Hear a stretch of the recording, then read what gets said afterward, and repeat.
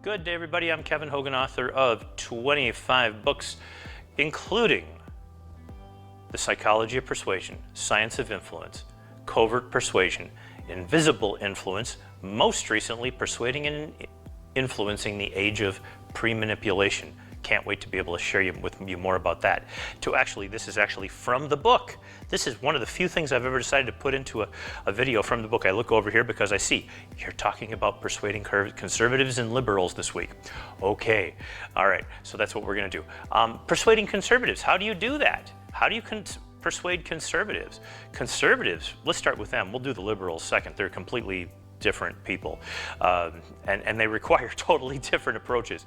First of all, let's do a quick thinking process about money and what people believe that are conservatives. Conservatives believe and feel and literally observe the world completely differently than Democrats. This, by the way, is why the concept of gaslighting is so ridiculous. If you ever hear anybody say the word gaslighting, just slap them in the face. They don't know what they're talking about, okay? I'll do a video, I promise I will do a video this week just on gaslighting so you actually get it. We haven't talked about it in 10 or 15 years, probably 15 years since the Barack Obama campaign, when I talked about it quite a bit and I actually sort of brought it back into the English language out of propaganda from World War II. But anyway, I'll get there. But in order to persuade conservatives and liberals, you have to understand what gaslighting really is, okay? And that is that people really do see the world different from you.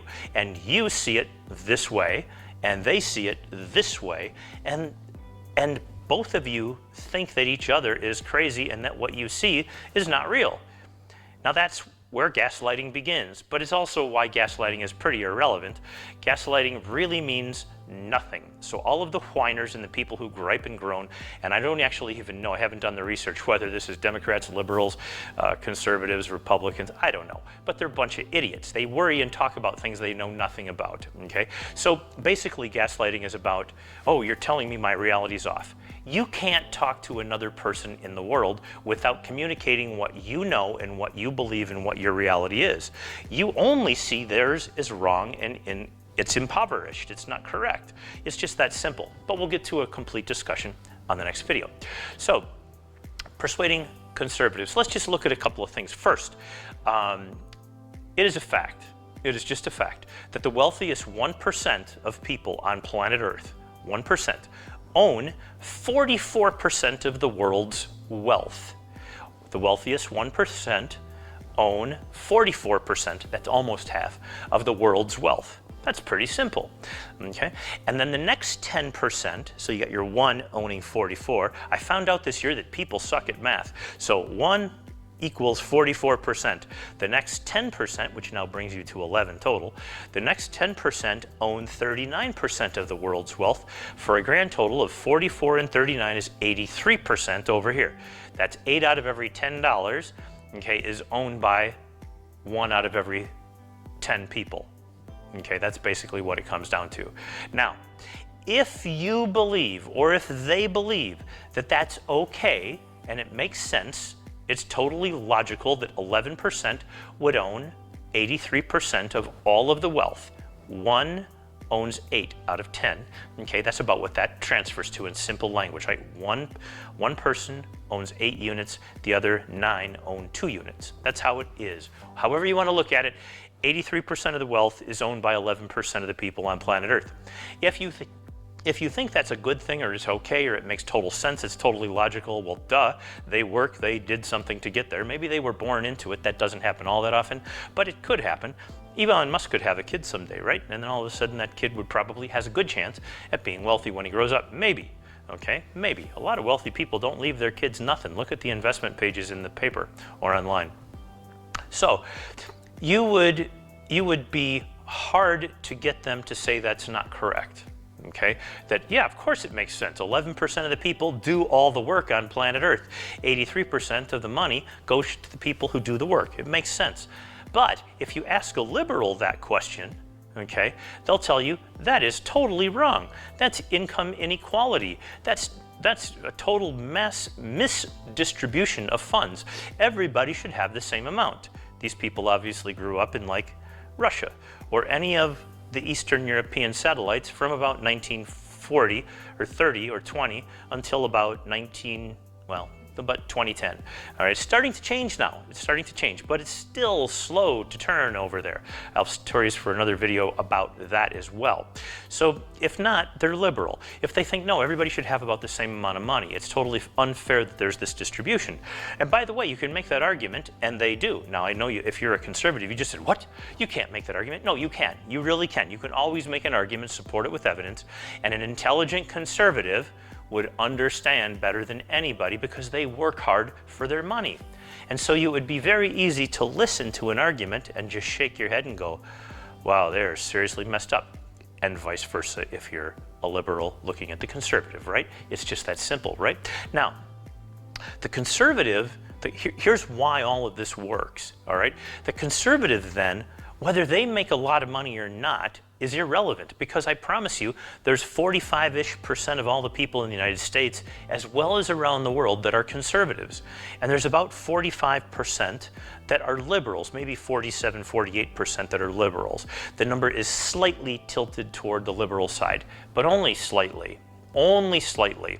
In the top 1%, it's split almost exactly 50-50. In the next 10% down, it's about 70-30.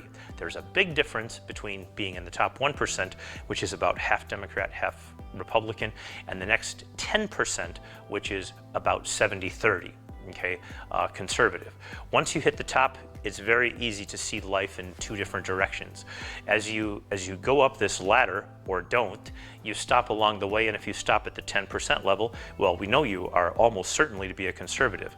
But one thing is for sure, liberals don't see that social structure that has to be the same from year to year. And so the conservative wants to preserve the social structure. The conservative also doesn't care if they're in the 11% or not. No, because most conservatives aren't, okay? Most conservatives aren't. They simply think that it's appropriate that this hierarchical ladder is there. Now, we'll talk about on another recording how to persuade liberals specifically. But right now, I need you to understand how to persuade conservatives, because the world is very divided in who they talk to and what they'll talk about, and most people will talk to me because I understand what they think and how they got to that conclusion and why it makes sense. Both sides make complete sense to me. They're totally logical based upon the premises where they start. That's called logic, all right? It's just basic. It's, yes, that makes sense, yep, it all makes sense. Two completely different starting points, two completely different endpoints. How could you expect to have anything else? The conservative wants to preserve the social structure. I've said that 3 times now. Can I get past that one? Write it down, in other words. There is no compulsion in the conservative nature to go past wherever they end up on the ladder. They don't need to go, if they're poor, if they're a hardcore Republican sitting there in Mississippi and they earn in the lower 1/3 of all income in the United States, they don't feel compelled to leave that position. They feel compelled to stay right there at number 33% out of 100, and don't push them. They're fine. We're fine. God loves us. All is good. Okay? All right? If they're at number 50%, right in the middle, and they're conservative, they have no compulsion to go higher or lower. They don't want to go lower, and they don't need to go higher. And don't touch them. They're fine, right? Okay, so you're not trying to get them to be better if they don't want to be. Okay? They will go until they're done wherever they finish up on their hierarchy, and then they stop, and they're good there. They don't need to get to here or go down here. And they'd be very irritated if they started to slide, and they would do a lot to get back up to here, okay? A lot. But they don't need to go higher or lower. They can, and when they're happy with where they're at, or content, if we'll use that word, when they're content, and that's where they're going to be. You want to remind the conservative of their place in society, because that is where you start as an influencer.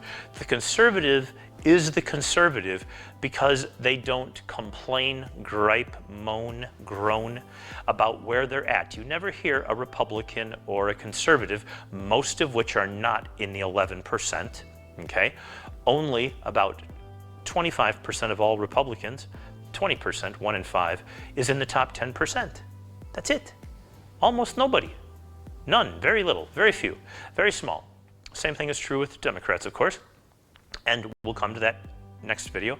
But right now, just know that you want to remind the conservative that their place in society, not just with money, but in everything, with their love for God and their thoughts on education and abortion and all issues political, whether they should be able to own a gun, have free speech, whether it should be controlled, whether I should be super sensitive to somebody else, whatever the deal is, they are comfortable where they're at, and they will keep moving until, right there, that's the sweet spot for me, I'm good to go here, and they don't need to change. Once they've decided that, maybe a few years later they'll go, I should rethink this over, and they will often, quite often, and then they'll reshuffle the cards, and maybe they'll go up 7% or down 7% in some area that matters in their life. Could be money, could be their faith, could be just about anything. They will make changes because conservatives aren't stupid people, neither are Democrats. So this is how I want you to be thinking and be aware. But people are comfortable at the moment. Generally, they're pretty comfortable where they are, and how they think precisely is I don't need to have more, but I might want more, and it might be okay to go get it. But they're not going to be pushed into it. Okay, they're not going to be pushed into it. Write that down. So you remind the conservative of their place in society. That's where you start as the influencer. Don't always remember to buy from the influencer. Don't get caught up in family. Those are what people in another group will tell you, right? Okay, but I'm here to remind you that the best way to sell the conservative is to desire to maintain their status. You're writing all of this down. Their desire to maintain the status quo. Maintain the status quo. The conservative does not need to change the status quo. They're like a rock, okay? They're Petra, just sitting right there. It's the rock, and it doesn't need to change, and they will protect, with their Fourth Amendment rights, they will protect, Second Amendment and Fourth Amendment, they will protect their rights to keep their rock right there. And that's how you communicate with a conservative. The discussion with a liberal is 100% different. Okay, guys, I will have that for you next time, and I will see you then.